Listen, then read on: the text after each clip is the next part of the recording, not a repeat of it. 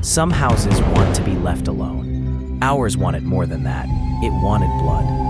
I was 17 the year we moved into the farmhouse on Black Hollow Road. My parents thought they were buying a quiet life in the country, but what we walked into was anything but quiet. This story's not in the movies, not in the books, because most people who lived through it don't live long enough to tell it. It was an old, creaking colonial with 10 rooms and too many doors that didn't lead anywhere. Some were closets that ended in brick. Some opened into narrow spaces, no wider than a coffin. One door led to a stairwell that stopped mid-wall, as if the house had changed its mind halfway through building itself. My mom, Eleanor, fell in love with the exposed beams and hand-carved banisters. She said the house had soul, that it whispered stories if you stood still long enough. My dad, Jack, was just excited that the bank said yes. He kept saying things like, a fresh start, and nobody builds like this anymore.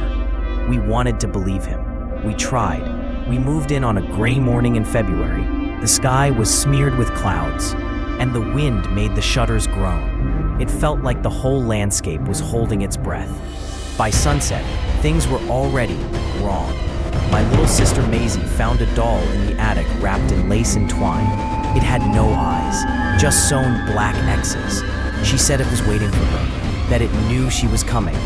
My older brother Dean swore he saw someone standing in the orchard, watching us, a pale figure between the twisted trunks. No movement, no face, just stillness. But when we ran out, nothing. Just dead apple trees and silence. A silence that didn't feel empty, it felt expectant. That first night, our dog wouldn't set foot inside. He paced the porch all evening, barking at shadows, whining, backing away from the doorway like something inside growled back. By morning, he was gone. No collar, no tracks, just a chain snapped clean in two, lying in the frost. At first, it was small things, scratches on the floorboards we didn't make, long, arching grooves that deepened every night like claw marks growing bolder, doors creaking open at night, always around 3:13 a.m., never loud, just a slow, deliberate moan of old hinges, as if the house was sighing in its sleep, cold spots in rooms that shouldn't be cold, even with the fire roaring, even when we wore 3 layers. The hallway near the basement stayed like a meat locker. You'd walk through it and your breath would fog, even in July. Then the whispers started, soft, almost sweet, like lullabies sung backward. They came from the walls, from the vents, from just over your shoulder when no one else was in the room. At first, we thought it was the pipes. Old houses creak, old houses settle. That's what Dad said anyway. But I'd wake up to the feeling of someone brushing my hair, not gently, not like a mother would, more like someone was testing the strands, feeling them, measuring, as if trying to decide if I was ready. Maisie said the lady in the white dress liked to watch us sleep. She said she came from the attic. She said she never blinked. We thought it was imaginary friends. We were wrong. One night, I walked into Maisie's room and found her standing in the corner, whispering to the wall. Her face was turned away, her hands pressed flat against the plaster, like she was listening for a heartbeat inside. When I called her name, she didn't turn around. She just said, "She doesn't like you, Elias. She says your blood is dirty." We learned later the house once belonged to a midwife named Bathsheba. The records were old, faded, but the rumors were worse. Not official records, not court files or tidy timelines, just whispers passed from porch to porch, scribbled notes in church ledgers, stories no one wanted to admit they believed, but no one dared ignore. They said she killed a baby during a ritual and hung herself in the barn. Said she cursed the land and anyone who tried to live on it. And even though the baby's name was lost to history, people still claim they hear crying in the barn after dark. Low, gurgling, choking. Our neighbor, Mr. Dugan, told my dad over whiskey that no one stayed longer than 5 years in that house. He wasn't lying. The way he said it, eyes fixed on the wood grain of the table, hand tight around the bottle. It felt like a warning carved in stone, like he'd seen something himself, but wouldn't dare say it out loud. There were stories of children vanishing, men going mad, Wives waking up in pools of blood with no wounds. One woman, he said, slit her wrists but had no scars.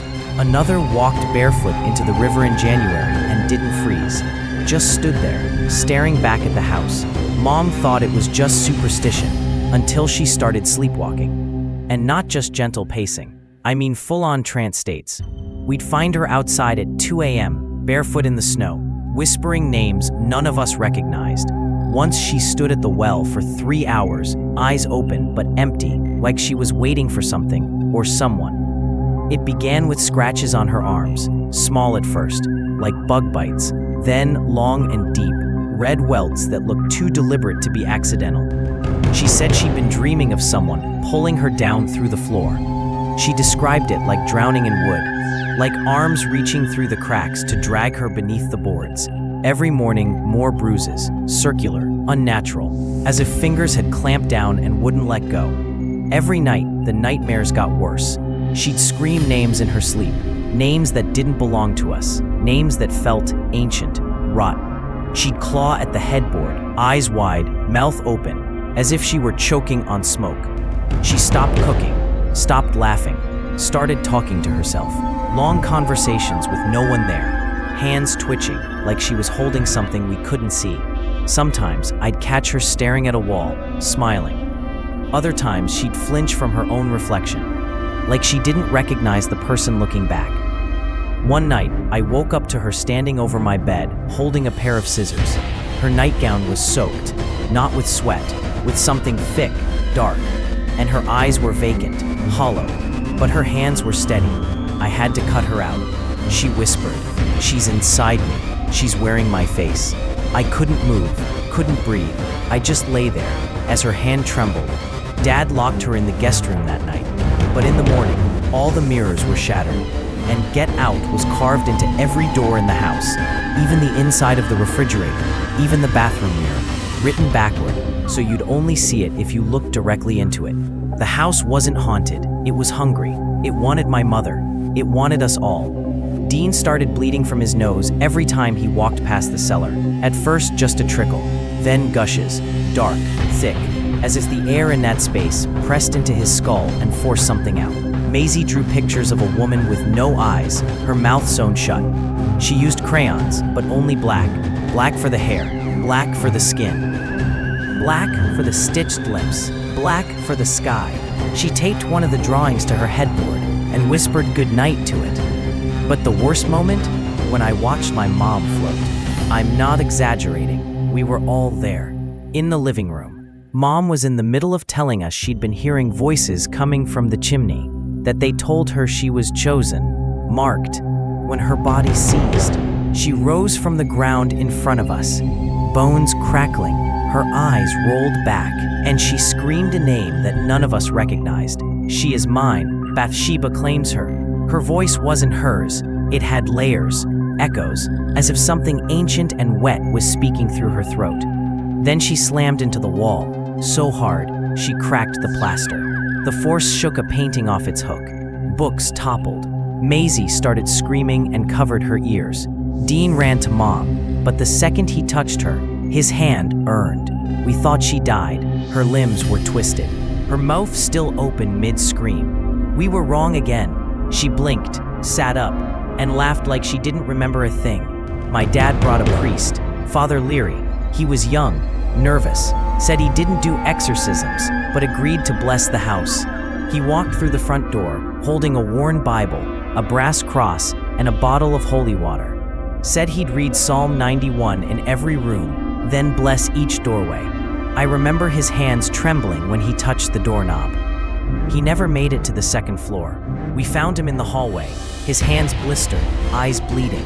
He was slumped against the wall, muttering Latin between gasps, shaking like he'd been electrocuted. He said he saw a woman with a broken neck, crawling on the ceiling, whispering his real name, one he hadn't told anyone in years. He asked us how she knew, then screamed at my father for bringing him here. Said the house wasn't just haunted, it was watching, listening, learning. He left and never came back.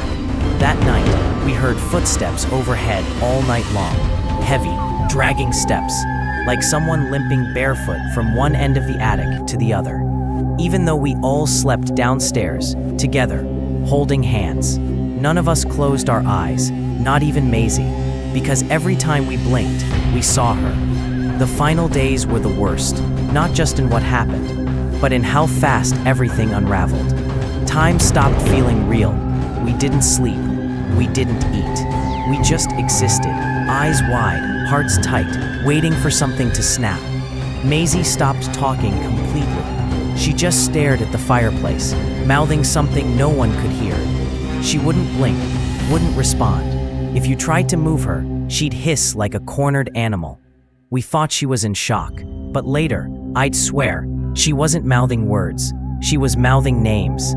Dean disappeared for 6 hours. We found him in the woods behind the barn, naked, covered in mud and ash. He didn't remember a thing. His fingernails were black, his eyes glassy.